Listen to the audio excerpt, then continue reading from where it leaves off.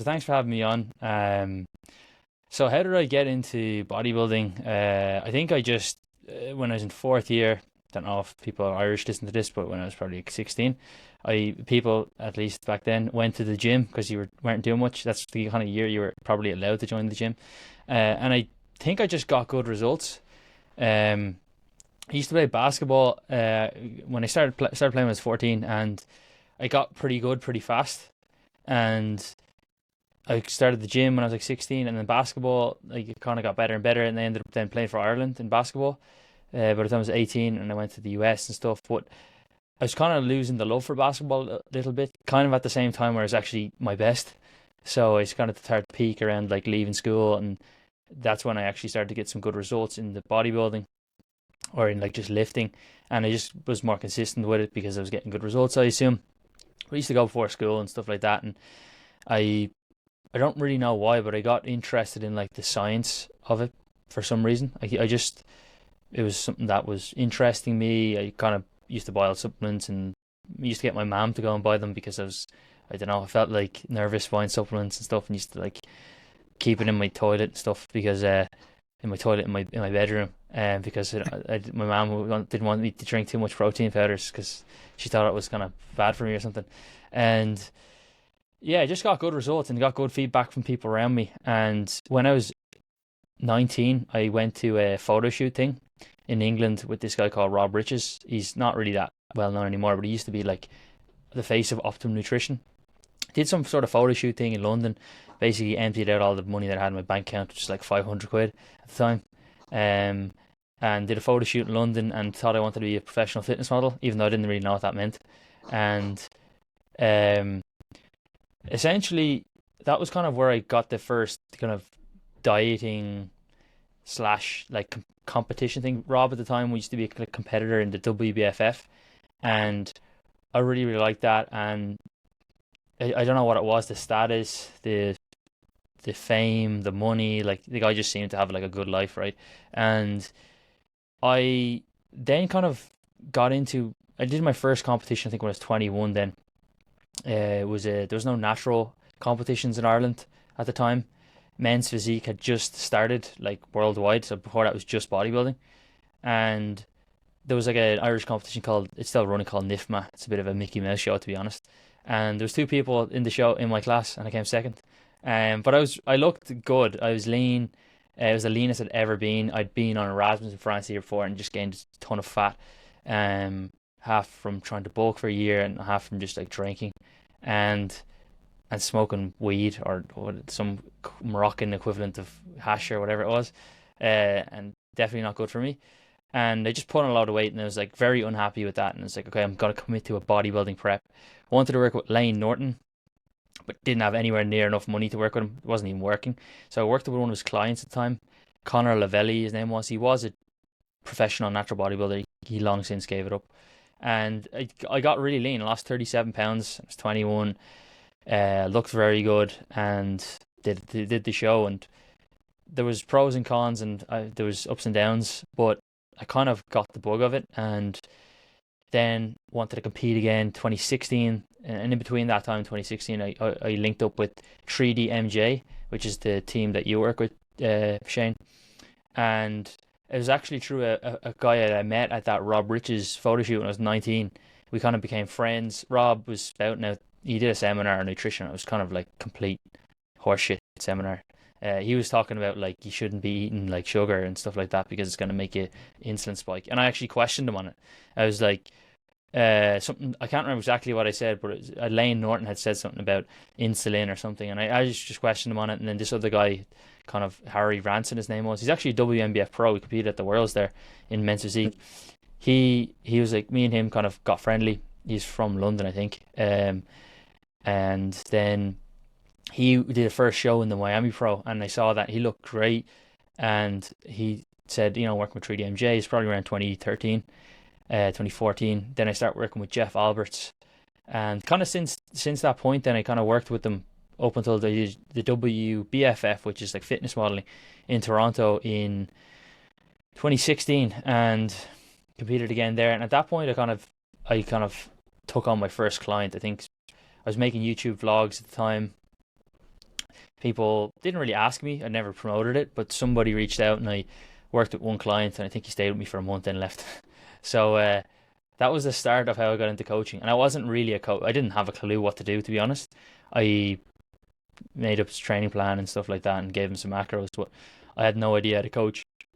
And I guess that was the kind of entry into the coaching space. I Since then I kind of have pretty much been at least coaching one client at since that point, and kind of a client base has kind of grown over time, and that's kind of how I got into coaching originally. And since then I did a lot of different things, like, I actually got qualified. I don't think at that time I was even qualified in anything.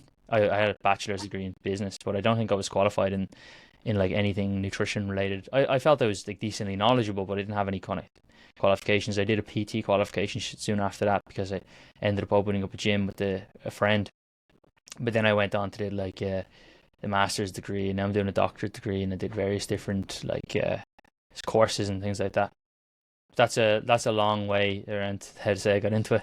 Yeah, I think most people that I've kind of spoken to, I actually don't know what age you are, Adam. I don't know if you're much older. I think I look older than you, even though you might be older than me. But I think anyone that kind of got into training in that kind of like transition year phase, I think everyone kind of has a similar enough experience of telling your mother you want to go on protein, and it's nearly like you were coming out to them that you were going to be injecting yourself in the bathroom with bottles of bleach, Yeah, and you were going to be have to be forklifted onto the dinner table twice a day. But I pretty much. think I think even like at that point, for an awful lot of people, there was nearly a was it Alberto we were talking to about this as well, where he was we were all kind of saying it was that weird kind of phase where there was very little information out there, and you either got kind of lucky or unlucky with the sources of information you had. Where were you kind of going to, or what were you kind of consuming at the time? Yeah, I think it kind of developed over time, but I used to buy I think it was Men's Health was originally. I think my dad used to read them or like have them the odd time, and then I kind of like liked the physiques there, looked at some of the knowledge there, and then it kind of developed. I got like the fitness magazines, like I think it's Muscle and Fitness. I don't know if that's even still going, and then eventually like developed into like the hardcore. Or I used to buy Flex magazine, which is this like thick ass like Bible, and it's just like every week or every month the edition is just like a different diet that somebody else is doing. That's like, here's why you should be doing this, and it's like it contradicts itself the following month. Um, and I used to actually get my mom to buy them because I was like embarrassed to be like, an 18-year-old going and buying like some lad in like hot pants that's like 300 pounds like flexing in like Eason's, and I was just like, I'm sure it was even more embarrassing for her, like a woman who was probably what 40 something at the time, going and buying like a flex magazine, and and then the forums where I got a lot of my information from. So muscular development forums, some to an extent bodybuilding.com forums. Like I knew of Alberto and Eric Helms and Jeff Alberts. I didn't know I knew of them, but I knew of them before that through their names on the forums. I used to reach with their logs, and to be honest, their information was pretty solid. And with the like, yeah, I used to look at, yeah, the muscular development was like the more the IFBB and untested guys. Their information wasn't as good, but Lane Norton had this really good like forum or log or whatever, and he used to answer questions and stuff, and that's kind of how I found him. And I literally read through every single one of his questions and answers on that thing, and a lot of the information was just spouted. So I kind of got lucky that I didn't fall down a different rabbit hole, and it was them. And since that point, I kind of stuck with those guys, and that developed into like Eric Helms and all of these. Yeah. I think a lot of people that kind of would have gotten interested in it. It's funny, like a lot of us. I think Eric Helms, the 3DMJ lads, Lane Norton, obviously,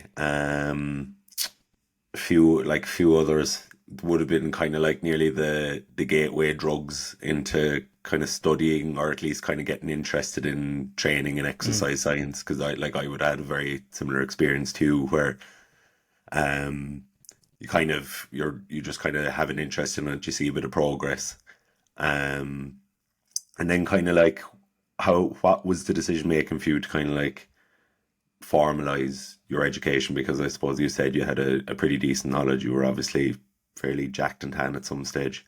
Yeah. So you probably would have built up a respective clientele base regardless. But what was the decision making behind that for you? Yeah, so I felt I had a decent amount of knowledge, and like certainly having done like a master's degree, I actually don't think it made a whole lot of difference at all to my coaching. Um, but when I was 18, as the Leaving Cert works, you have to pick what you want, and then you have to kind of go with that. You can't do like the American system where you go in, kind of piss about for a year, and then like, all right, I'll do that. Um, so I actually did want to do dietetics. I had no clue about like the difference between like a nutritionist, a dietitian. Um, I did really like the science of it. One of the guys we talked about, Shane, before off air, Timbo Wolf. I used to read his logs, and he actually had this like experiment where he was going to eat more food but eat junk food, and then he's gonna walk the same amount of calories that he ate extra off. So he'd eat less. Like let's say he ate 500 calories more from like he's gonna eat like chicken wings or something like that, and he's gonna walk 500 calories more every day in the treadmill and see what happened. And he basically stayed the same. And I at that point I was like amazed. I was like, how did he not get fat from eating like this junk food? So that was like where my interest started to come from, and I think that was like the first day where I tracked my macros using something called Fit Day because my fitness pal wasn't even around, and I ate like a pack of snacks and I was like, I can't believe I'm eating these. And like even though I probably would have binged on them at some point anyway, but I would eat them as part of a like actual choice.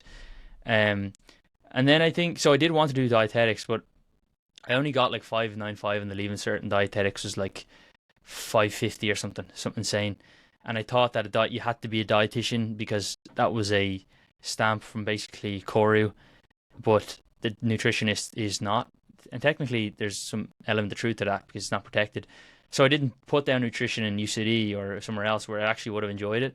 I put down business, and I as a second choice in business French.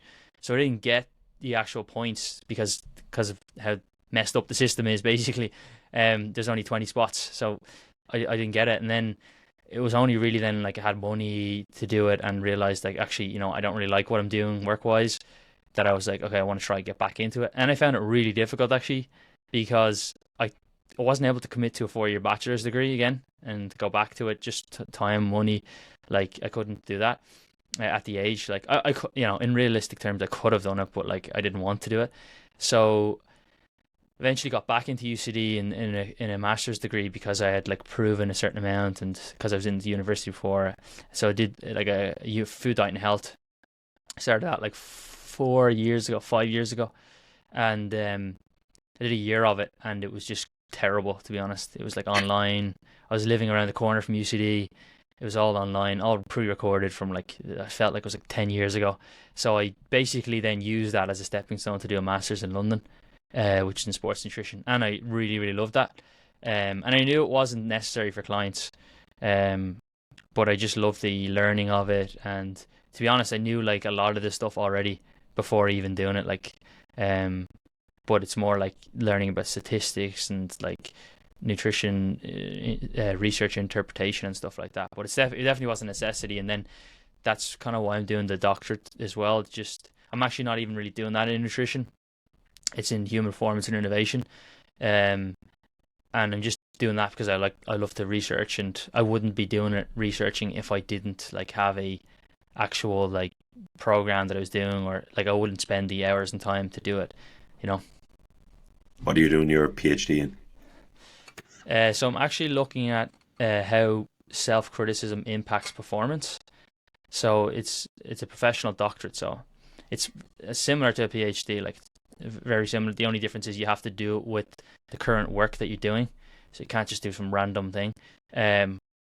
So like I noticed with coaching clients, a lot of time people are overly self-critical, and that can impact your self-efficacy, but it can also impact your like overall well-being and mental health. So being able to work with people who are very self-critical and help them generate more self-compassion. But I basically want to look at research and how it actually impacts it. So like the hustle culture, all this kind of stuff, like where it's all like, turn diamonds or coal, or pressure turns coal into diamonds kind of like mentality, or like, just get it done kind of stuff. Like this is all very popular right now, but it's not necessarily the best approach to making change.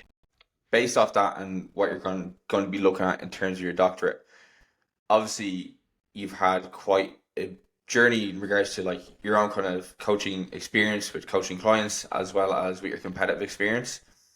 And Yeah. if anybody who's listening has competed in bodybuilding, you probably, or has even just chased a body composition goal, you've probably felt that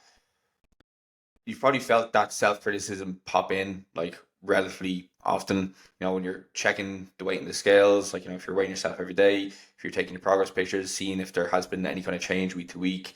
And these can cause you to rethink, second guess the plan you're on. And as well, it can also lead to potentially chasing goals that you maybe are not fully committed to, or that you might not necessarily fully want. So from your own kind of experience with bodybuilding and kind of looking to improve your body composition over time, what have you found to be the kind of motivators to pursue this kind of path in regards to like kind of self looking at self-criticism, how it affects performance, and how do you think that is kind of affecting kind of broader society?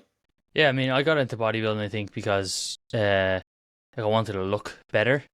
So I didn't get into like competitive bodybuilding necessarily for that reason, but there was an attraction to like look better, more attractive, like status. Like, I mean, we're told this every day in society, right? Like jacked man, like is the ideal. So that's kind of like, and that's probably, it was coming from a place of insufficiency, and it's, when someone's a teenager, like the only thing that really differentiates, there's not a whole lot that differentiates you between your friends. Like, so if you can build something like a physique that differentiates you, helps you stand out and stuff, that's, these are probably subconscious thoughts at the time, but that was one of the main reasons, and why a lot of people want to change their physique is to make them, give them status, make them feel better. They might say things like confidence.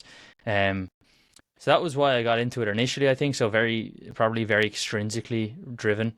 And then, even the bodybuilding itself, it's hard not to have extrinsic motivators as well. And it's like, you can have a combination of intrinsic and extrinsic. Like, I also wanted to like do it for the mastery and for the enjoyment. They were the kind of main reasons, I think, why I initially got into it. And over time, they became a bit more, they became less focused on like looking. I wanted to look a certain way to get photos, or like to get compliments, or to get recognition or acceptance from other people, and for people to kind of like make me feel good about it. That's, when I was younger, that was definitely, like getting the likes on Facebook was probably nearly as good as like competing on stage at the time, like way back. And everyone's human, but like that probably would have been one of the drivers, I guess, is like I want to like get the status. Versus as I got older and competed more, particularly the last time I competed in bodybuilding, it was less so that, it was more so like the intrinsic goal and drive and motivator to do things, rather than, like, a classic example of extrinsic motivation is like kids playing, right? You don't have to like tell the kids to go and enjoy themselves and play. They just do it because they enjoy doing it. So that would be an example of like, not that's not the example, but like I was it was much more focused on the intrinsic things as I progressed, and I thought it was a way to kind of represent the values that I kind of lived out. What would you define as kind of self-criticism within kind of the confines of your work, and where does, I suppose, self-criticism begin as regards a thought process? Because I suppose we can all conceptually understand self-criticism. We can all, like, everyone does it. We probably do it multiple times a day in different situations. And I suppose maybe a sport like bodybuilding, where the subjectivism of it will probably lend itself to that. And like you said, the motivations for many people to get into bodybuilding could also maybe lend itself towards those negative thoughts, and depending on where you are in the season. Sorry, that's maybe there's maybe 3 or 4 questions in that. That's all right. Yeah. So I want to just preface that, like, I'm not an expert in this area. I mean, this is kind of a new area for me. Like, I wouldn't consider myself an expert in nutrition, but I know a lot more than I would with this self-criticism thing, which is definitely more psychology. But I thought it was important to kind of mash that with the things that I'm working. So I'm still myself. I'm learning a lot. But often self criticism isn't all bad, right? Because we can, you can have like, positive criticism or whatever you want to call it, like to help you critique, to improve, and it could be like, oh, I could do this better or that better. So it's not criticize doesn't necessarily mean negative, right? But it's when it's negative self criticism that's that's having a negative effect. So, and often it can come from perfectionism, which is the the idea that we kind of want to be perfect, and how that kind of relates to bodybuilding, or like whether it's competitive bodybuilding or just like changing your physique, body composition goals, is that people often want the perfect body, and that's how it kind of can relate to the area that we're talking about here. And what you can happen from having that perfectionism is that we set these inflexible standards. So whether that's around your nutrition, whether that's around how your body will look, and we engage in cognitive distortions, which are flawed ways of thinking. So examples with clients that I work with would be unfair comparison, like comparing yourself to a professional fitness model who gets paid to look a certain way, or who's like younger than you, or has no kids, or doesn't have like all the stressors, XYZ, or has won the genetic lottery. Discounting the positive. It's very common where people are like, oh, look how shit my legs look or my arms look, when they actually think they have a great looking back, but they never talk about that, right? Or other ones will be like trying to read minds. So I think I look crap, therefore everybody else thinks I look crap. And these are just like things that we engage in that are not true. So this can often come from that. And as a result, from trying to be perfect, there's a few different things that can happen. One is we can actually achieve our goals, and then from the outside, people will think, oh, that guy's really committed and he's the perfect client or the perfect person. But if we're a perfectionist, we'll achieve these goals and then feel like, well, I achieved it, but it wasn't enough. And then it will start again, where your self-worth is based off of your achievements. So it doesn't have to be achievement. It's the same with like athletes in any sports. Like, my self-worth as a person is based off of my achievements. And I've seen this play out with clients who, like, they hit their calories and everything perfectly, and they're training perfectly, never miss a beat, right? But yet they're not happy with it, and they still feel like it's not enough, right? And they don't really know what enough is, and they never really get there, right? And that can lead to things like depression, anxiety, etc. The other thing that is also very common is like self-defeating actions, or like self-sabotaging. So things like procrastination, binge eating is very, very common. I was speaking to a client today who is very smart, intelligent, wants to lose weight, really dislikes how he looks, and as a result, he eats junk food. And you think, like, that makes no sense. Why would someone who wants to lose weight and hate how they look eat junk food? It's because when we are really hard on ourselves, and put a lot of pressure on ourselves, we can turn to these foods or other things like dopamine, quick dopamine hits, like, gambling, porn, etc., to make ourselves feel better in the short term, because we're being so hard on ourselves. And then we don't reach our goals because of these actions, or because of the procrastination, and we then criticize ourselves for not being good enough. And then we have these messages from society of like, just be harder, be more disciplined, if you want it, you'll achieve it. And if you buy into that, then you're like, fuck, like, I am a lazy piece of shit, even though you're already trying. And it just kind of goes back to, now you don't feel good about yourself, you can't achieve the goal, you're criticizing yourself more, and because you criticize yourself more, you then eat more food. So it's like you're creating a rod for your own back. So that is why I kind of got into this doctorate, because I was working with specific clients about a year ago, and it was more to do with body image, which is not how you physically see, but how you perceive your body, in a sense, and the actions that arise from that perception of that body. And I was working with clients who wanted to lose some weight, but they were like, I need to lose this amount of weight, or I can't take my shirt off at the beach. And they're really adamant that they couldn't take the shirt off at the beach. Of course, if you don't have any arms, then you can't take your shirt off the beach. But if you do, then it doesn't matter what size you are, unless the shirt's like stuck to your back, you can take it off, right? And another client was like, I'm not going to go out and speak to women until I reach this weight.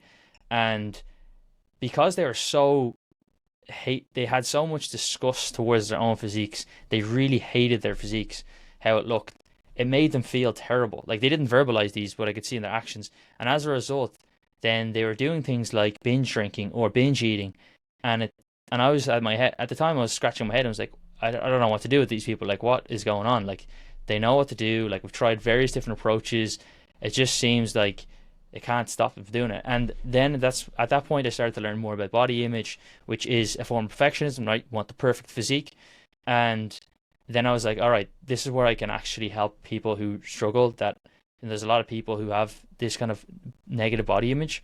And it's not what I solely do, but it's an element of what I help people with specifically. And that's kind of how then I developed this idea of, okay, I'm going to research this as I work with clients.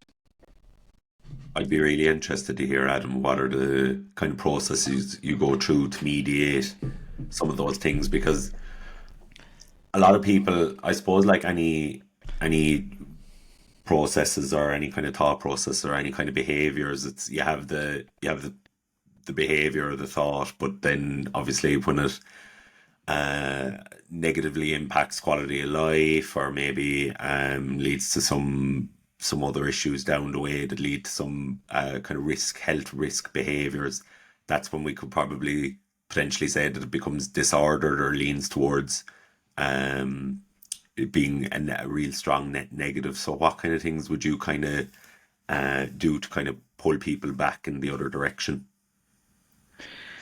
Yeah, so I think like there's definitely can be like clinical levels of like negative body image and like self-criticism. Like, I've worked with clients that I actually couldn't work with anymore because they had like such high levels of self-criticism from like some really like traumatic events as a child and things like that, and being told like that they are worthless by the parents.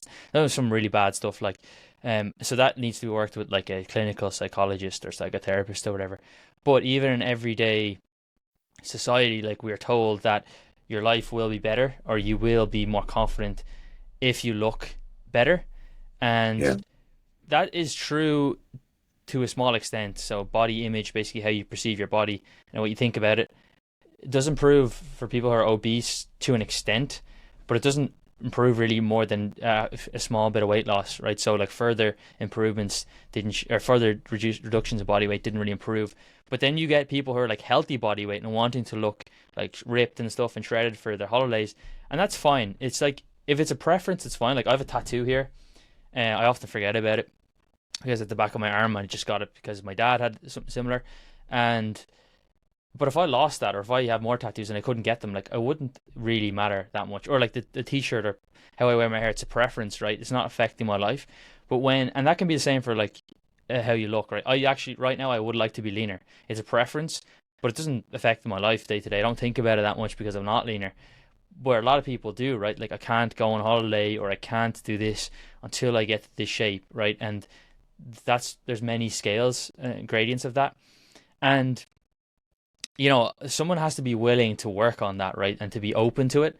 If they believe that they're not going to be satisfied or happy with themselves until they achieve something, and they're not open to achieving to other options, then it's going to be very difficult to work with them. And I don't discount people's goals or tell them like what they should or shouldn't do, and I acknowledge what they want to work on and do that alongside them.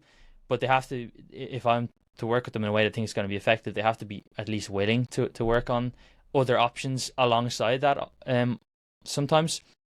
And the first part is just like helping them recognize it. So understanding that, like, how they feel. And I felt that way. Like, I mean, a lot of time things that we study are often because we were interested in it at some point in our lives, right? Or it affected us. So for me, like, when I was 20, like, I realized upon reflection that I had a really negative body image, really wanted to be lean, used to get into this like binge eating pattern, had no idea why. And this was like after I did that first photo shoot, so I knew like calorie deficit and all this sort of stuff, and I just couldn't get into my head. It's only years later that I realized like I actually had a negative body image. So I know how it feels to have that pressure and to then eat like too much food essentially in spite of wanting to be leaner.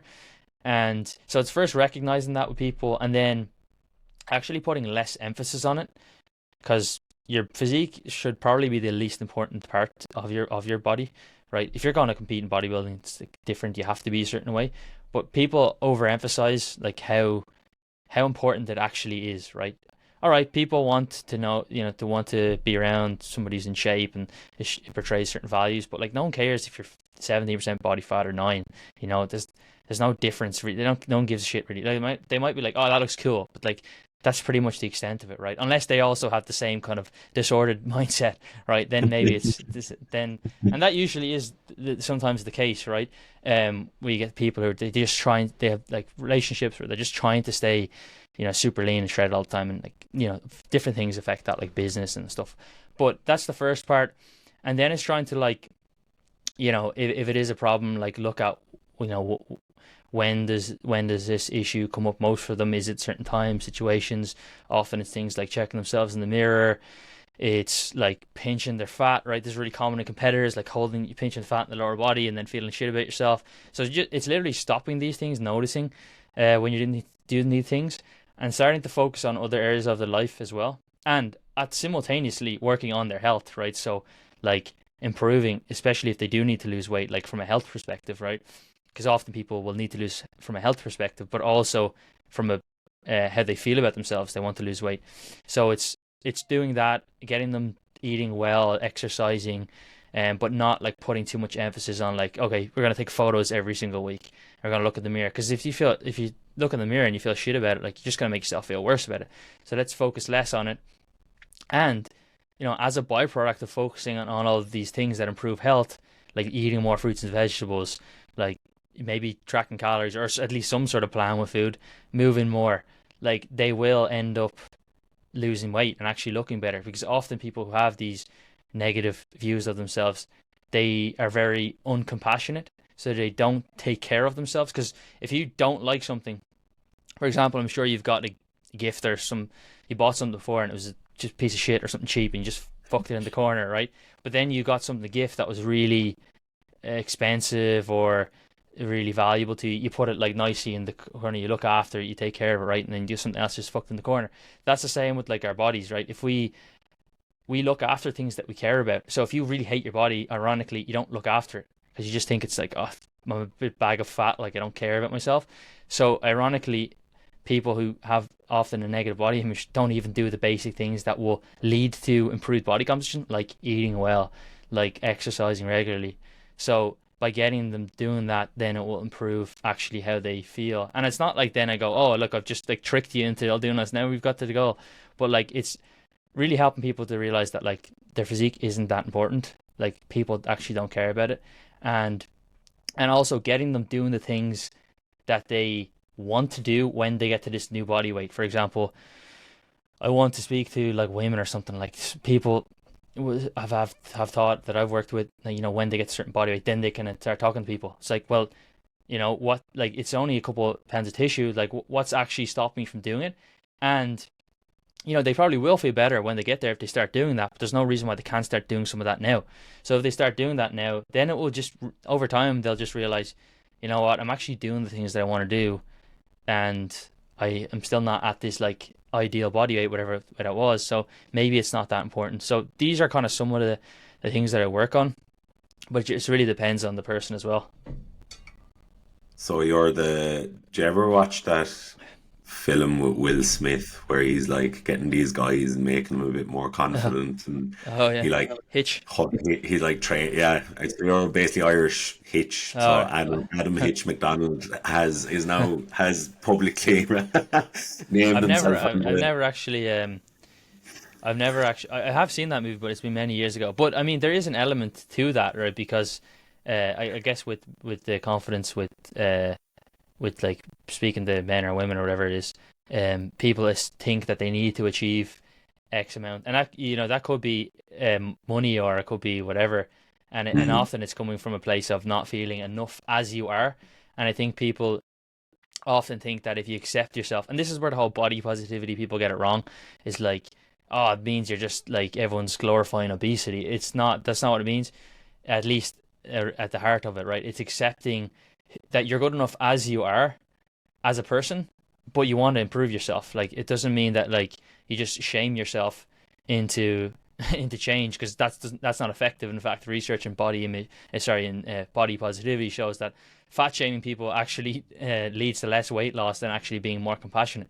So it's the same with like if you're building confidence with like it's with other areas where you don't feel like significant enough to you're not valuable enough as you are, and you need to do XYZ or achieve XYZ. I definitely think it's really important when you're like onboarding a client or talking to somebody about, this maybe body composition driven goal that they are seeking out for you, is it's really important to like get to like the root of it as opposed to just taking it at a surface level as a coach. Because like it's very easy for a client to come to you and say like, I want to get a six pack. But it's like, okay, we have potentially 40 pounds between the six pack and you right now. And obviously it's going to take a number of weeks to get there. It's going to take a number of kind of behaviors to get there too.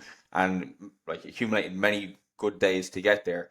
But what does that six pack mean to you? Like, what's it going to change? What's at the end of it? Because like, if you can't if you can't really kind of verbalize what that goal means to you and what it's going to change for you, then it's kind of hard to put yourself in a position where you are going to engage in the behaviors to get there, like every day, right?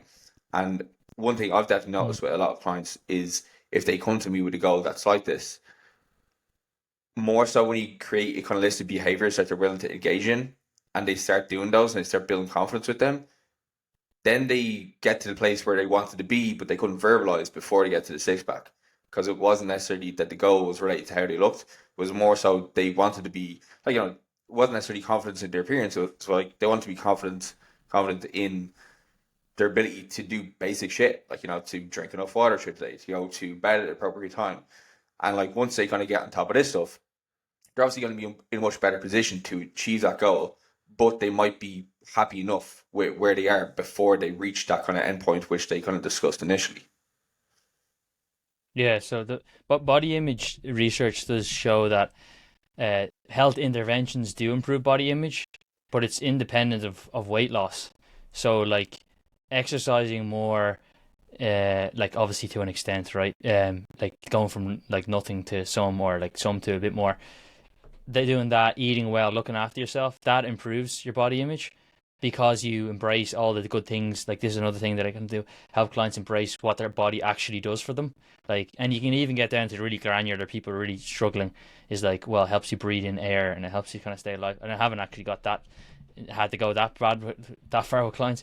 But like, realize, I can play with my kids, or I can walk up the mountain, or I can lift weights, or I can run or play basketball or football, whatever it is.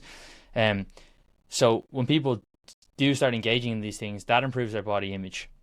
It's when thinking, well, I actually need to get a six pack, when it's like, yeah, you have to do all those two in six pack, but like it's not. You just have to basically suffer a lot more, and that's why like often with competitors in physique sports, a lot of them can have a negative impact because they've already doing all that stuff already, and getting leaner isn't really going to improve. And like the most high risk people for negative body image are those who think looking good is of high importance, even if you actually think you look good. So there's two kind of factors that influence it. It's like your evaluation of your physique. So how good do you think you look, and how important do you think it is to look good? So you could have somebody who, by all accounts, doesn't really look great, but they don't think it's important to look good, and they actually think they look all right. So like, let's say your 50-year-old guy who postman sitting in Spain on the beach, big welt belly on him, doesn't care. He's like, oh, I look good for 50. I don't think it's important to look good. He's at very little risk. But you could have somebody who's a physique sport athlete, or doesn't even have to be a physique athlete, but somebody who goes to the gym a lot, right? And they like how they look, but they're still at risk of having a negative body image because there's, the next person comes along that's bigger than them, or they have to gain a bit of weight in the off season to gain muscle. Like now, all of a sudden, they don't feel like they look as good. They're basically on a bit more of an unsteady ship, so they're at high risk. And for me, it's really, well, one, I think the main thing is like the marketing. If you're, I worked with business coaches in the past, and when I was talking about like, this is what I really truly believe I want to help people with.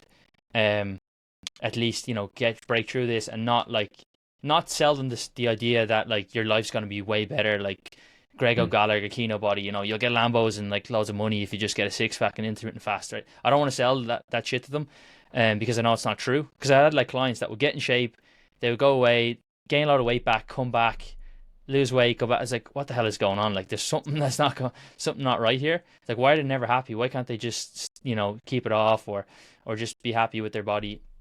So these other coaches were like, or these business coaches were telling me, oh well, you should just sell them the thing, the body's gonna, the body, lose fat, build confidence, this stuff, but then give them what they really need. But that didn't work, because you kind of sell someone, yeah, I'm going to help you lose fat and six pack, and then they come in, you're like, well, you know what, we're not really going to focus too much on that. Like, they're just going to be like, oh, piss off, So I think the importance is that people are willing to work on it, and not try and not try and be a snake oil salesman and sell them one thing and give them sell them what they want, give them what they need. It doesn't really work that way. But then you can, like, I mean, I'm not trying, and I'm also not saying that like everybody who competes in physique sports or goes to the gym has like a negative body image, because if you look at the spectrum of motivations, they can be intrinsic and intrinsic versus extrinsic, right? So you've got somebody, let's just say like Jeff Alberts, right? Like 56 years old or whatever, or like Alberto Nunez, or these guys are like a bit older, compete in bodybuilding. They do it probably for joy, mastery, like, yeah, we're all human. We like when people like compliment us, right? But then you have other people who they feel like they need to stay in shape all the time. They won't put any photos of them that isn't shredded. They have to Photoshop their photos. They're doing it for likes, for reward, for accolade, for like for recognition, like purely extrinsic. Like, there's people, both people have the same goal, quote unquote, like go to the gym and build their physique, but they're from different places, right? And that's important to kind of, that's something that I look at and try and decipher when somebody comes to me. And you can pretty easily, kind of root that out pretty quickly.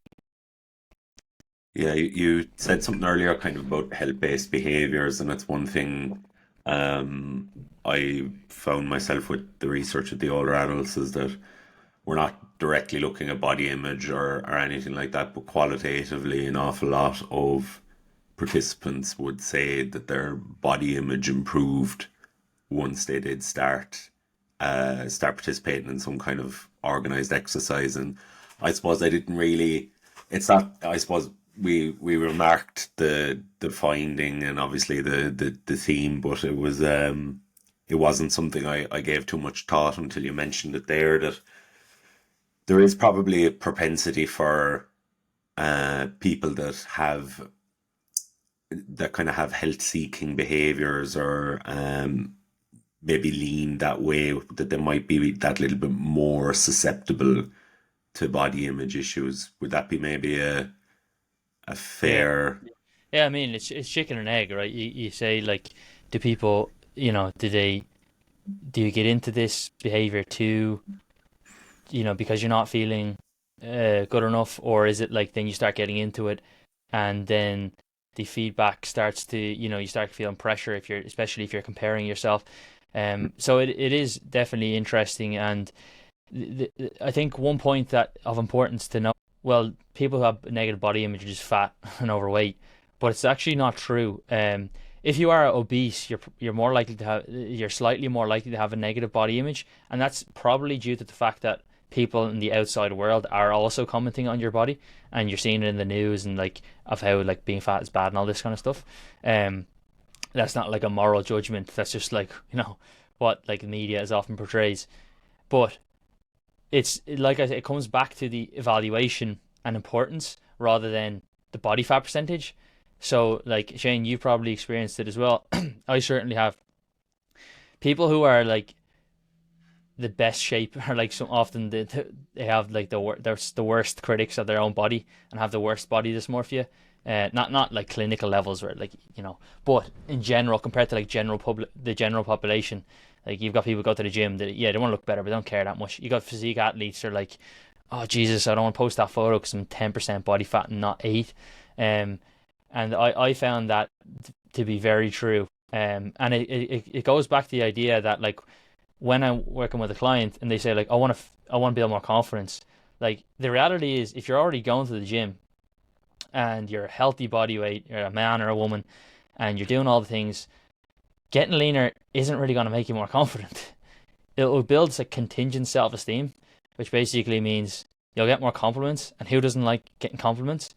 But it doesn't last very long. And also it means that now you've got to try and maintain this new thing or the compliments go away. And also it's contingent on you being the best, like the leanest person in the room, or like you looking the best. So it's not real confidence, because if you put the fat back on, then that goes away pretty quickly, right? And that isn't what you consider confidence. So these are things that I do talk to clients about. And like I would have bought into the whole idea before, like, if you get leaner, you feel more confident. Because I did feel better when I was leaner. But then I realized after like bodybuilding shows and stuff, when they finished and I gained like 10 pounds in a week, that like I actually felt way worse than even started the diet. It's like, well, what the hell is going on here, Or I was at a bodybuilding show years ago when I was 24 or something. It's an untested show, and it wasn't my first show, but I was sitting in like the audience, and then like some guy, he's a pro men's fitness or whatever, like he was like on gear, but he's like, oh, is your first show? Like looking at my physique as if to say like, you look pretty small kind of thing. And at that moment I just felt so metaphorically small, and physically small. So that was like one of the points where I realized like, oh, you know what, this actually confidence thing isn't really that, like, not that strong. So these are kind of things that I try and tell people, that like, and it's difficult because we're sold the idea from the, Andrew Tate, from, whatever, like all these fitness people that like, you got to be jacked, or that guy, who's the guy, the fitness guy, or the business guy, he only hires people with six packs. I don't know what his name is. Have you seen that guy? He's like one of these Grant Cardone guys. Everybody has to have a six pack. He's like really like, he like a really right wing kind of like, I only hire people with six packs, and he's like Grant Cardone kind of. One of these, no. No, he's not a fitness thing, but he's just like one of these kind of, head cases. And Adam, I suppose one thing I'm really interested in, obviously, like it's an area you've identified that kind of inhibits a lot of people and kind of really is detrimental to their quality of life. But I think what's kind of coming across is a real vulnerability, and like I suppose as coaches we don't often think about it, but to build relationships and I suppose rapport, obviously there's a vulnerability to that as well. But I suppose for you, in these situations where you can actually where you can say to your client, look, I can share this experience and you can relay that, and there's some vicarious experience there for them as well. But how did you kind of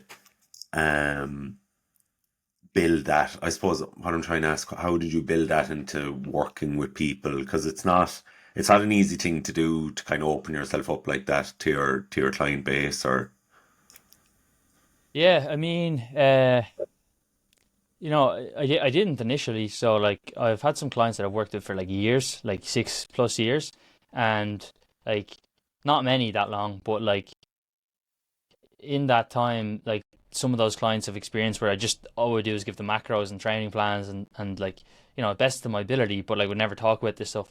But then as I started working with another coach called Shannon Beer, she calls herself a confidence coach. I know that sounds like complete like some sort of bullshit, but she actually is like heavy into research in this terms of psychology and stuff. But when I had these clients with those body image things, I kind of reached out to her first because I knew she was putting out this stuff. And realistically, I always thought that was kind of like things women worried about, not men. But then like some of the stuff started to resonate with me. And I knew like my own self, I was like, sometimes I wouldn't be happy with how I looked, or like would feel like not disgusted, but very unhappy, like with in the off season, and like always want to be leaner, but yet like knowing that it's not the best for him in terms of building muscle and things like that. And then when I had these clients who had like quite negative, just those unrealistic kind of expectations where like I can only do this if I achieve this goal, and in my head I was like, well, how does getting to 80 kilos allow you to do that, but 84 kilos won't? It's like it's literally like speaking to someone else or taking your shirt off. Like no one cares. Like, and I started working with her, and then she started to give me some kind of worksheets and knowledge, and then I kind of started putting it out to my clients, and now I actually just do it as an intake. So when I actually take clients on, the first thing I get them to do is actually look at their values. So that helps them build that intrinsic motivation. So they think about their goals rather than just saying, I want to like get six pack. It's like, well, yeah, who doesn't? But like, why is that important to you? You know, and like, you know, is it like, where's where's the motivation for this coming from? Is it intrinsically driven, extrinsically driven? You know, if it's, yeah, people don't want to say, well, I want to press people on a beach, like, you know, like, but when they start to think about it, but we have these desires, but when we start to think about it, then we can be like, oh, okay, well, you know, here's why I want to be healthier. And actually when they do these values exercises, they'll realize, you know, I do want a six pack, but it's like a preference. But I do want to be healthier because I have kids, and like I don't want to be overweight and unhealthy, and I want to be around for them when I'm older. And that's like more intrinsic. And then so that helps them like realize, okay, well, I can have both these kind of goals, but like this is the intrinsic reason, right? So it's not just focus on like, I have to get a six pack or I have to reach this weight, right? And they could still have that preference. And then I do other various things, like I look at a body image questionnaire and stuff. So if they do say they have really negative body image, there'll be some that we talk about. But when I speak to them then on a call, which I have, then I can kind of tease that out a little bit more and get a feel for like what they're willing to engage in. Like I do have some clients that like didn't want to fill out the forms initially, because it's difficult if you have a negative body image to do these things. So over time, I'll focus less on like, I won't be like, oh yeah, you know, your arms look great this week, man, or like a little bit of fat less. Like that's not going to be helpful for them. But like getting them building, just consistency, eating well, and over time, then I will get him to, you know, if he wants to work on his body image, get him to do those things, because that's important. Because it's not going to improve if you don't address it. So I think that's how I worked it in. You know, I don't want to like. That's not all I do. Like what I try and do is not make everything about just how a person looks. It's not that it's not important, or I don't help clients lose weight. Like most of them will lose weight or gain weight. Like there's very few that like have weight neutral, maybe one or two. But it's just that I'm trying to take the focus off that. Because again, even when we come back to like self-determination theory, which is a theory of motivation, if we have extrinsically driven goals, which appearance related goals are extrinsically driven, like you don't like litmus test is like if everyone was blind or you're on a desert island, would you want to be healthy and fit? Yeah, probably. But do you need to be six pack and shredded? Probably not, right? You probably be healthy though. So extrinsic rewards cloud out intrinsic motivation. So, and we're less likely to stick to goals that are driven by extrinsic motivators. So if someone's, you know, and we like when you see this quite a lot when people like die for a holiday, then they give up and don't do it anymore. You look at like athletes who've been training for years and years. They're not doing it to impress other people. They're doing it because they love it. They're doing it because it's like a part of mastery and things like that. So I just try and put less focus on the appearance, more on whether it's performance, whether it's like consistency, eating well, process-based goals. That's kind of how I package it in, rather than like it's the only part of it. Because like I still like bodybuilding, for example. Like I don't think it's bad. I will probably compete again at some point when the time is right. I've got a couple of clients that will compete. But like trying to help clients see that it's like it's not the only or the most important thing, especially if the goal is to health and feeling good, you know. Yeah, of course. I think the ability to kind of coach somebody to the point where they get that like maybe physical result that they want, but they have all the tools in the background to either maintain that result or like pursue other ones is like super important. So like getting them to go over something like their values, right? And show them that like, you get them to the point where they're really happy with their body composition, but the body composition at the end of the day is going to be transient, right? They're probably going to have events come up where they maybe gain a little bit of weight. They're going to have maybe events come up where they lose weight or something like that, right? But the fact that you went through the effort of kind of going through their values first, you can still kind of show them that, while your body composition may be changing, you're still living in line with the kind of values that you've kind of discovered, that you've found out about yourself. And then as a result, you know, you're more capable individual. Like I think most people, I think, well, I don't know, maybe it's just my own fucking psychotic experience. But like, you know, once you achieve once you achieve your goal, whether it's just body composition, whether it's in like powerlifting or something like that, like you kind of think about the next one and like the next phase. You know, it's like you Mm. don't get to the point where like you're really really lean, and like most of the time you're like wouldn't mind a little bit more muscle, and it's not necessarily from a position of like hating yourself or so. It's just like, wouldn't this look cool with like another kilo of muscle? Let's go through Yeah. the journey of getting towards that end point. And it's not necessarily, again, like you're doing it because you don't Yeah. like how you look.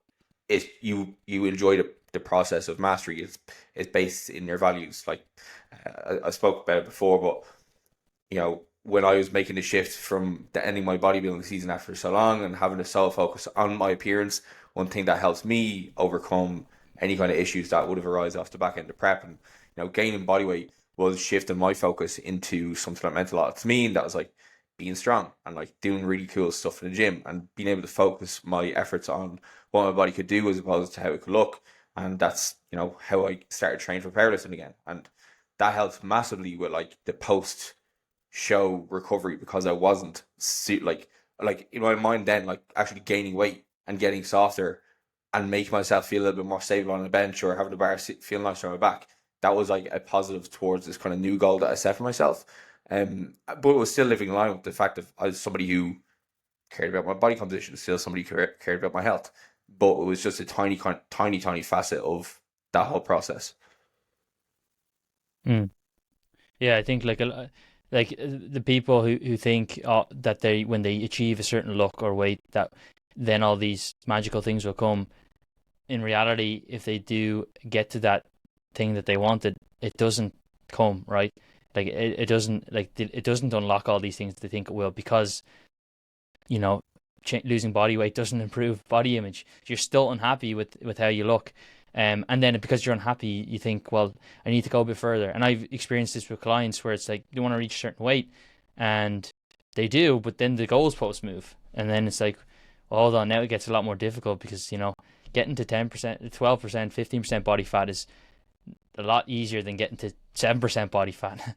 And yeah, like I think even in like competitive sport, like in physique sports, like when you get these external validation, even if you don't have a negative body image, it's hard not to buy into the fact that your physique is part of your worth, or at least have your physique be more as of your worth. Because like, for example, I don't really post physique photos anymore. I'm not in like bodybuilding like stage shape anymore, but like I just don't post them, so no one really ever comments about my physique and say, "Oh, you look great."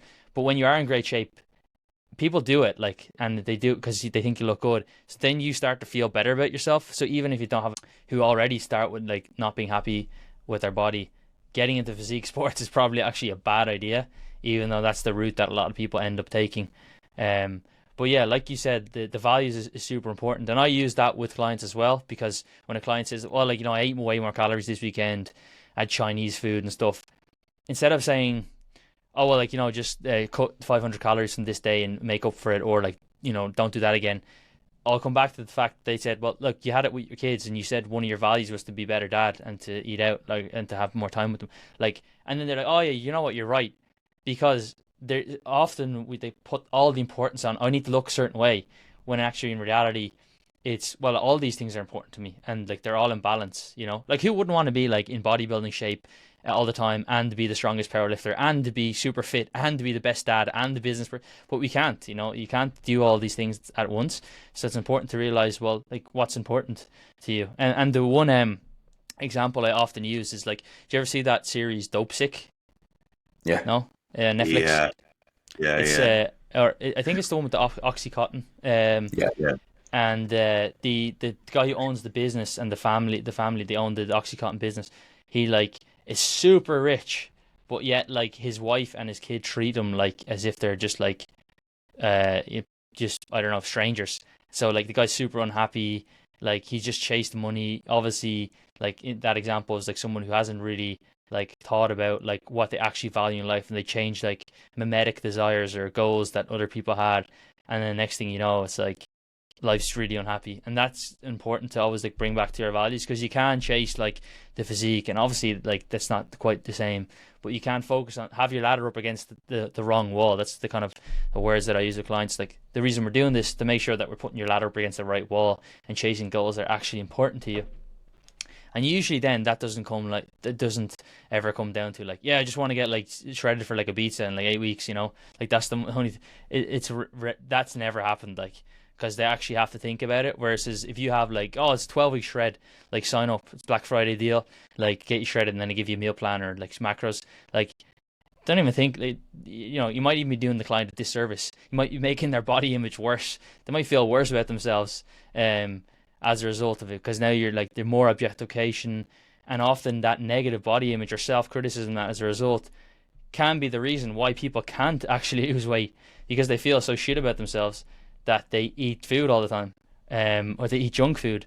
And that is like something I've experienced with multiple clients, that they actually really hate themselves so much that they keep eating junk food to make themselves feel better, and obviously load of calories in that. And now they're like actually gaining weight. It's like, you know, them listening to like some sort of like David Goggins or something, or like, you know, somebody telling them that like, you know, just work harder, or like, you know, you're a lazy piece of shit. It's not going to work. They already have enough criticism. So that's why it's important. And look, not everyone has to work with everybody. There's people who want to get in shape, and you know, they can do it. Just tell them what to do.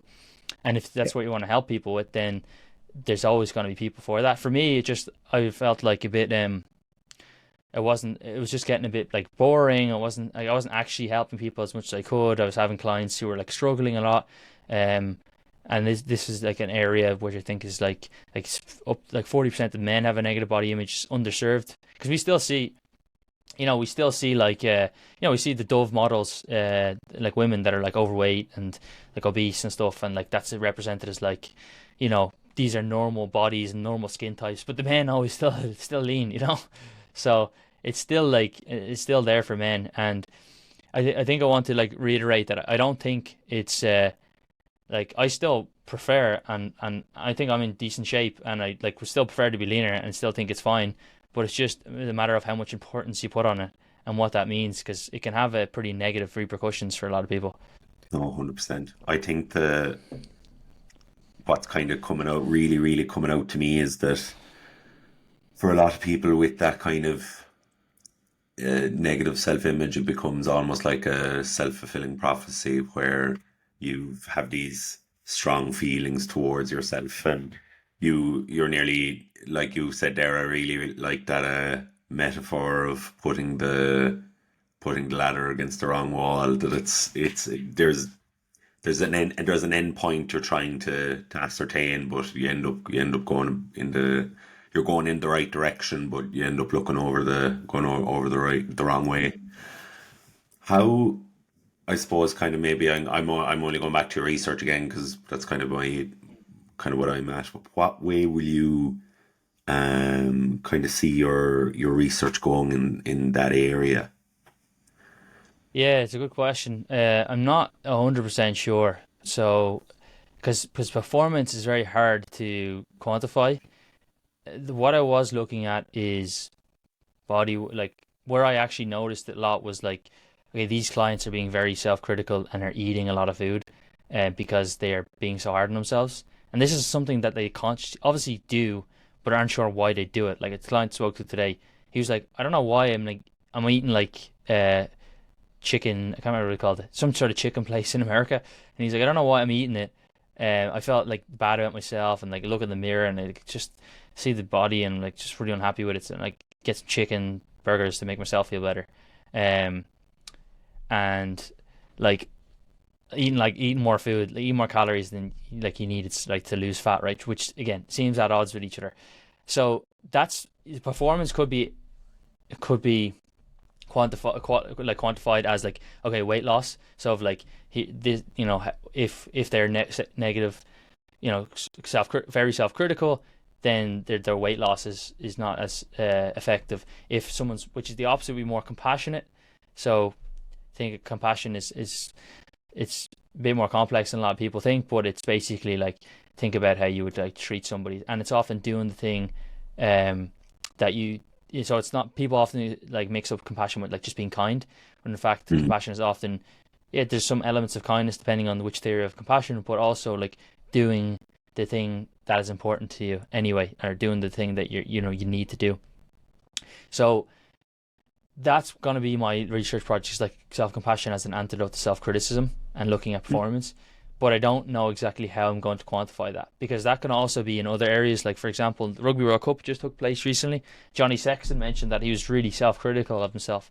So even though that might not have affected his performance, self-criticism can actually lead to higher levels of depression.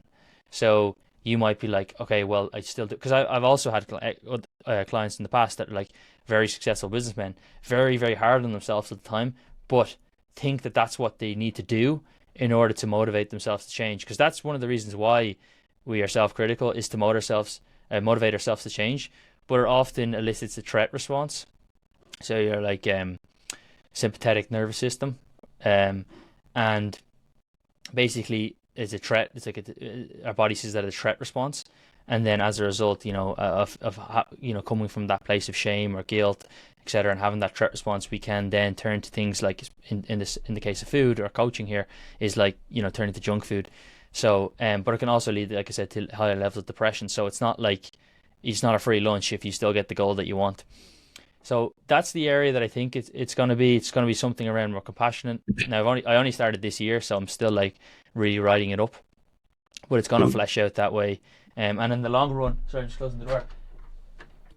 In the long run, I kind of would like to bring it to the companies' well-being, like in terms of well-being. Like I've worked in Amazon, I worked in Microsoft, and they've done well-being programs, and usually it's like somebody reading the cover page of like a Carol Dweck book, and everybody being like, "Oh wow," and then it doesn't actually have any like it doesn't lead to anything. It's just like it's like reading a Tony Robbins book. Everyone feels good, but it's not really sure like what actually has happened or like what to do.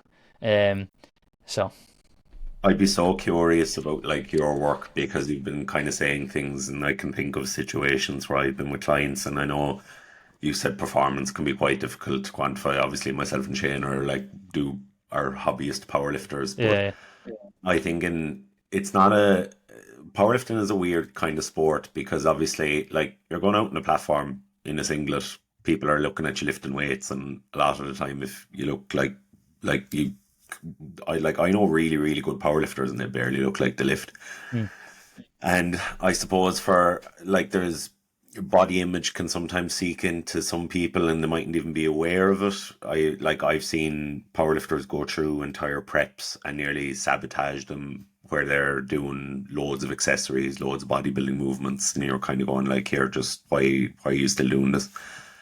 I've seen other situations then where people will be like, oh, my lifts need to look this way. And it's that perfectionism that you spoke about earlier, that I could kind of definitely equate that to myself, that like I can think of my own lifts, and I probably would have been better off had they not been as perfect, not been as pretty.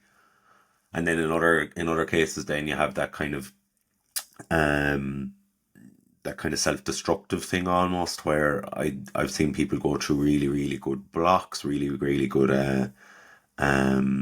like periods where they've performance to shut up, and then they end up like they might be a week out, 2 weeks out from a competition, and they go to a wedding, and they go on to piss at the wedding, and then they kind of go, oh sure, I went on to piss at the wedding, so I kind of got away with it, so I'll go out again this weekend. And I suppose you were kind of, there's loads of situations there where I'd love to maybe read a little bit more into kind of your kind of stuff on body image, and maybe you can point me in that direction. But and like I suppose where you said there, and maybe like a businesses like Amazon, Google, Facebook, where they would be really, really performance derived in it. Obviously, like not a health and exercise science sense, but you could see how that performance and self-criticism could obviously lean that way as well. Yeah, no, in the company things, it is difficult. I've often thought about it because they're heavily influencing people by extrinsic rewards, which is money.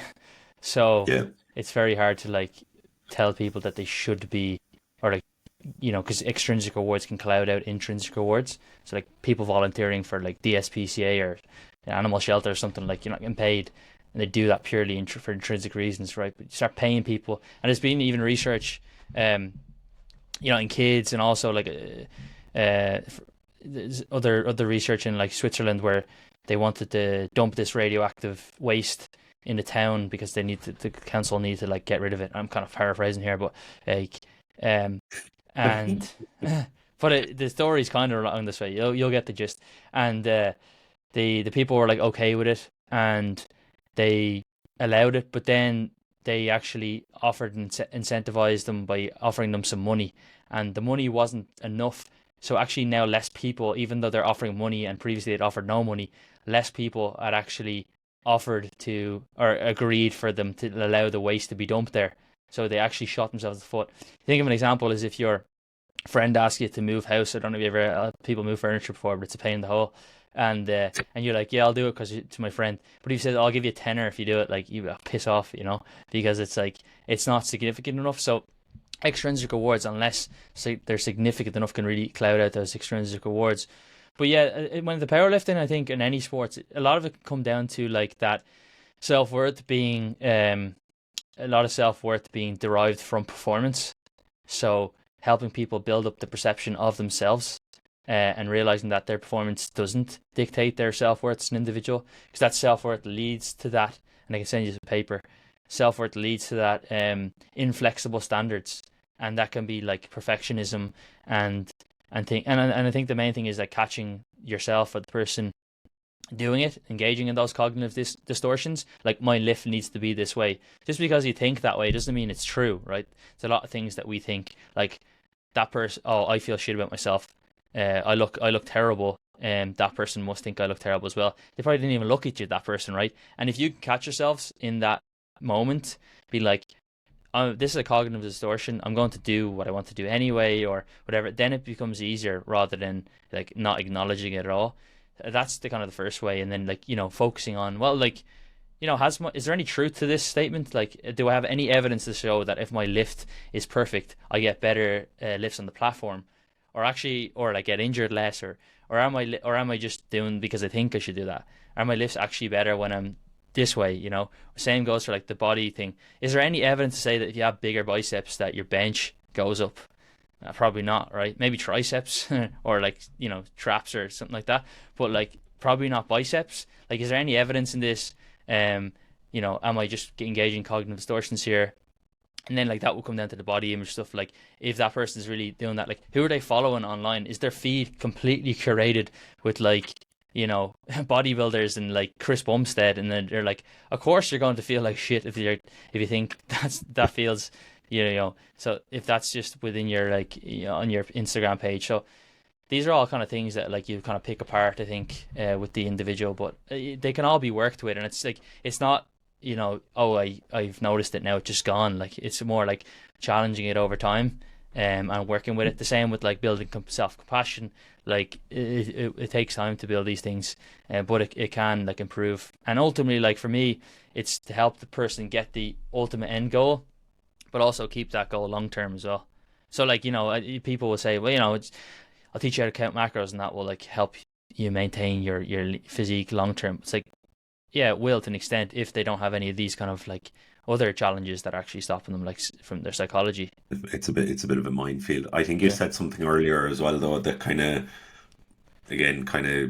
got my kind of gears spinning, was that a lot of it can kind of draw from comparisons.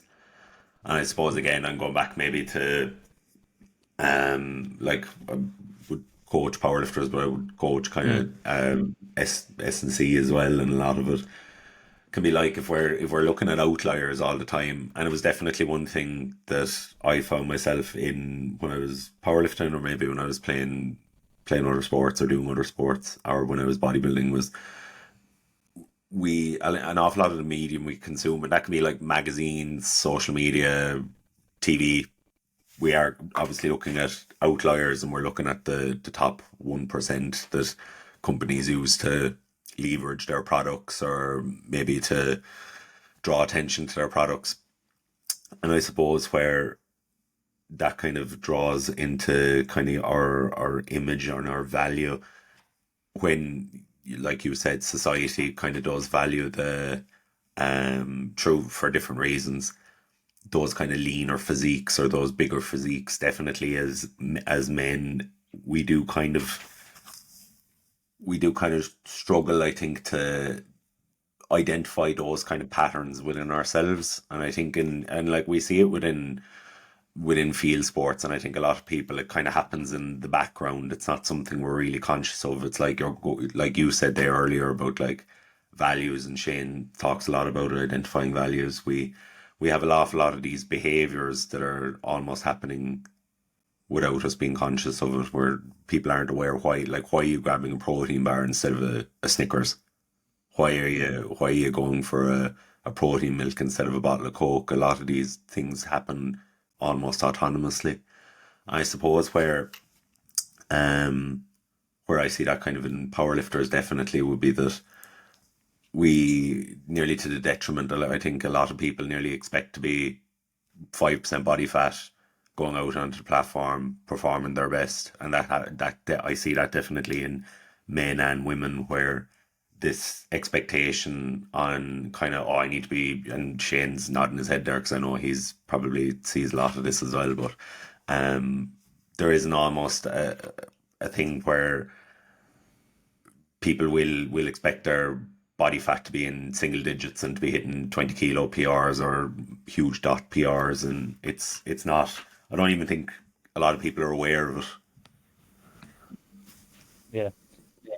Yeah, I mean, we're kind of drawn to the outliers of society, right? We have the extreme, like our news feeds are filled with the extreme terrible stuff, and like all the wars and things like that, and in the Middle East, and stabbings, and all these protests, or else like the extreme, like the other end, where it's like the best physiques, the wealthy people, and it's often when we have this curation of this, it's like there's like seems like there's no middle anymore, where it's like it's where if you're looking at a spread in the like across the population, like everybody like the mean is like that's where the distribution is in the middle, where everybody's actually more like average. It's like there's something wrong with being average.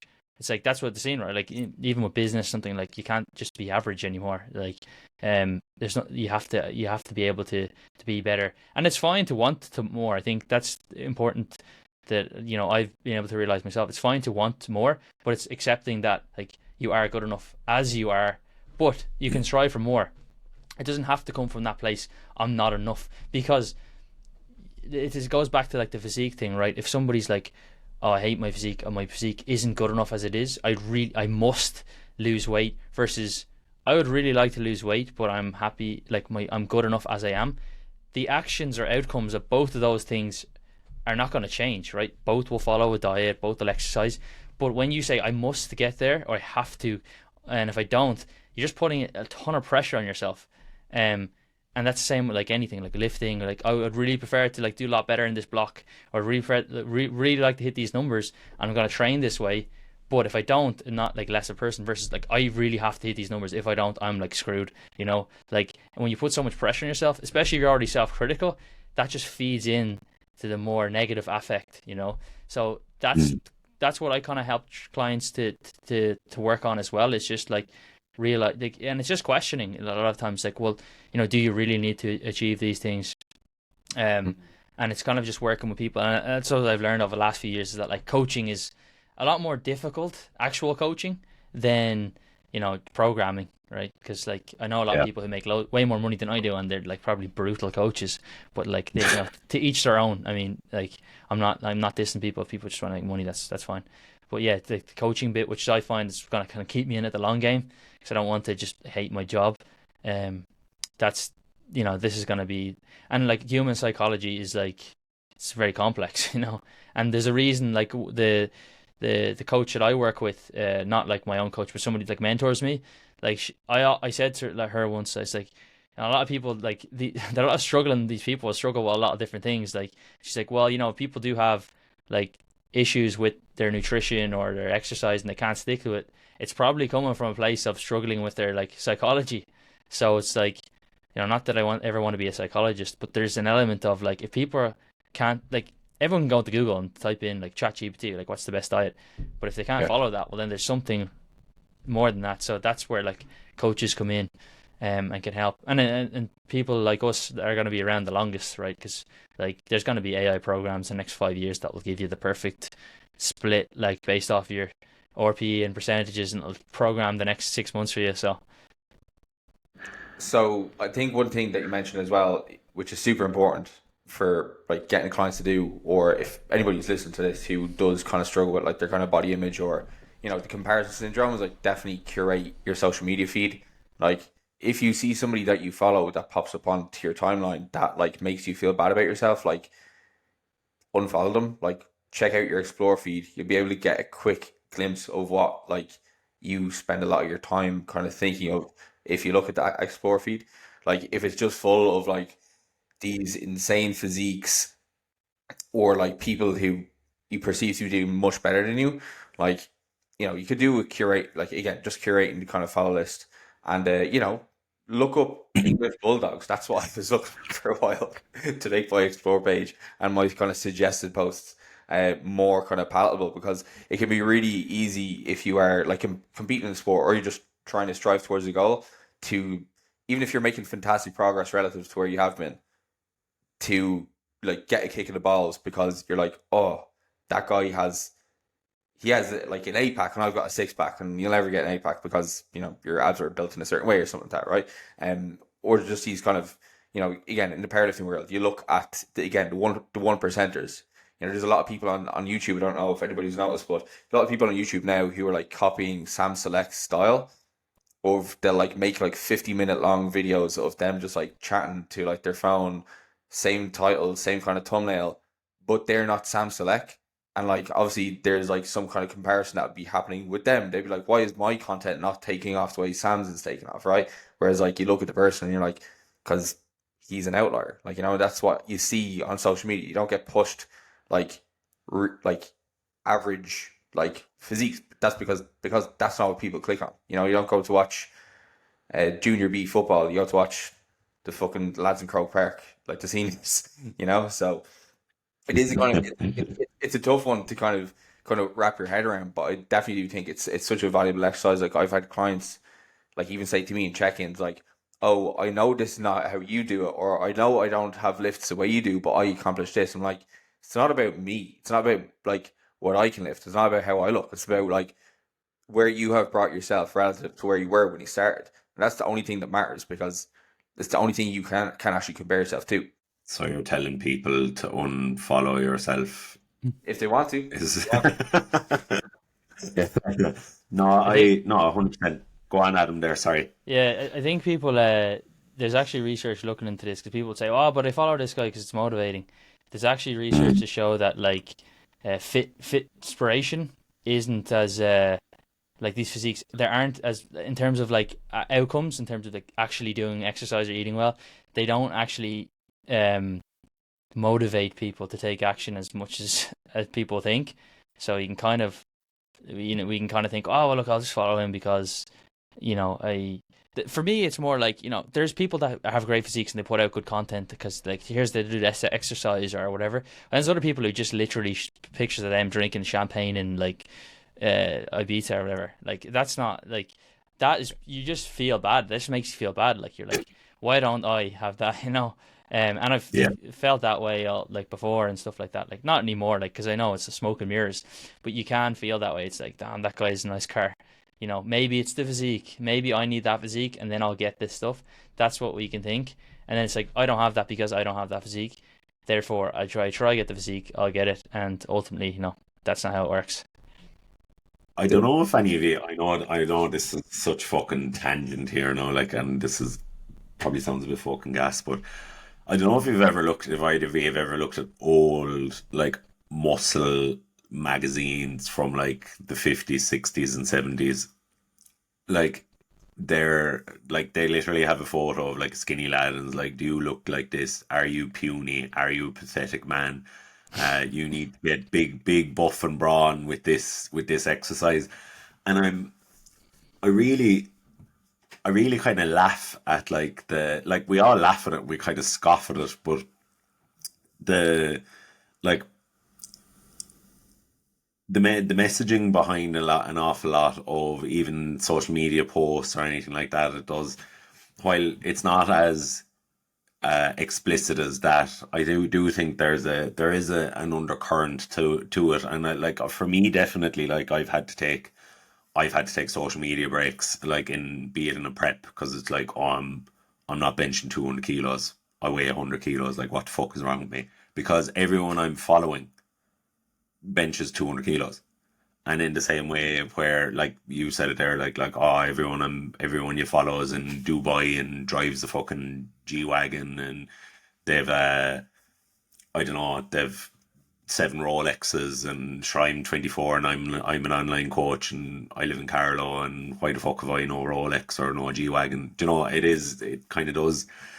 It's nearly That was pretty unfortunate though. Carlo's pretty fucking miserable, yeah. It won't like, but yeah, like there is an element of like that. I do think that's nearly when we do look back on Instagram as a kind of a social media tool, and I suppose maybe TikTok is kind of going the other way or another direction. But I do think we will look back on the distortion of kind of like reality for some people and self-image, because like we look back at, like when I mentioned that magazine, I don't know, I've pulled it up in like lectures to students, and I've been like, ha, isn't this gas? Because like in hindsight we laugh at things like we look at certain kind of social norms from like 20 years ago, like smoking in a pub, and we're like, oh my god, horrible. Whereas like for our parents, like obviously you smoke in a pub, where else are you going to smoke? And I think social conventions, we've an acceptability of kind of things as because it's normal. And I do think where for an awful lot of people, I do think social media is like really good, really good uses and utility, but there is I think not to sound fucking whatever, but like there is a detox in it. I think for some people can definitely be worthwhile, and kind of a cull of a lot of those kind of the Shane Stories and Emma Currivans of the world probably would make the Yeah, I make the think average even with the physiques, like the ideal physiques change over time. So there is no such thing as like the ideal body. And like in the 80s, it would probably before the 80s, bodybuilders weren't the ideal physiques, you know. And then in the yeah. 90s, it was like more Brad Pitt, Fight Club, like lean. Now it's Mm. coming back into the superhero era, you know. So and there's even a guy called Kino Body who sells the superhero program, right? And like, I mean, it's marketing. Like, it's at you see all the time. Even as a coach, I get like ads where it's like, you know, are you? I don't work on the floor as PT. I used to, but like, are you still on the floor? Kind of thing. You know, how shit must Yeah, your life be? You work like, 100%. and then Yeah, like you yeah, might start. It's like gas. It's all gaslight. You know, like, you know, yeah, you know, you could be earning like this amount of money, but you only have to see that like people who have a lot of money in these, they still suffer at the same rates of depression, or maybe even more to an extent, and unhappiness and unfulfillment. It's like, you know, sometimes it's like it's the one thing that they can't have is enough. You know, and that's the yeah, famous kind of quote. So it's not easy, especially as you get as you're younger. I did have a lecture last week, and there's, you know, it was strength and conditioning class, and the students, I was trying to explain, you know, a little bit about this, um, and you know, not trying to focus on, if you're a strength and conditioning coach, you know, just all the Gaelic athletes. You know, if they want to build muscle or lose fat, like that's not what the outcome you're trying to achieve. The outcome is trying to be a better player. And I even gave an example of, I had a client, he doesn't work with me anymore, but he's a nutritionist at a Premier League team, and he was talking about one of the Premier League players that plays for Ireland, and he wanted to go a low carb diet because Cristiano Ronaldo was ripped, and this is a yeah, professional football player, probably gets like 50 grand a week and 40 grand a week, whatever, and like, so we're not immune to it. Like, everyone's human, and it's important to like recognize that, like, you know, we're not, you know, we're not fallible. You know, there's going to be challenges, and it's just about like working with it, and realizing that, like, you know, we are heavily influenced by our surroundings, and there's an element of that we can control and dictate, and there's an element that we can't. You know. Adam, really, really appreciate the time that you spent with us here. We've been going for an hour and a half now, and it's almost 2 hours since you joined the call. So, thank you very much for your time. Do you have any kind of final thoughts to impart on the listeners, and if you want to tell the people at home where they can find out more about you? Final thoughts would be just basically, I guess, summing up would be like that like it's okay to have these, like, to not be satisfied with your physique, like that it's very common. 60% of people have a negative body image, and your body image can be negative, it can be neutral, but it can also be positive. And making it the least important part of yourself is, I think, in my experience, is important. But that doesn't mean that you give up your aspirations to lift weights or to like build a better physique. It just means that you reevaluate the reasons that you're doing it. And for a lot of people, that will mean, actually, I don't really want to get shredded anymore, or I don't want to do a photo shoot. Like, it's not that important to me. Like, maybe you still do, and that's fine. But giving up, like, realizing that doesn't mean you give up or you don't care about your body anymore, and you just like let yourself turn into Jabba the Hutt or whatever. It means that you just realize that there's more to you as an individual, and that getting that physique probably isn't going to lead to what you think it might mean. And as you both know, getting really lean is actually really difficult. It's simple on paper, but it makes your life it makes your life pretty bad. Unless you're actually doing it for like a bodybuilding show, it's really, really stupid. But that's about it. And if anyone wants to like follow my stuff anymore, I'm putting a bit more effort into YouTube. So you can just Google my name or YouTube my name, and Instagram probably the same. Just search the name and I'm sure it'll come up. If you did enjoy the podcast, do make sure to give Adam a follow. Check out his YouTube; it's really good.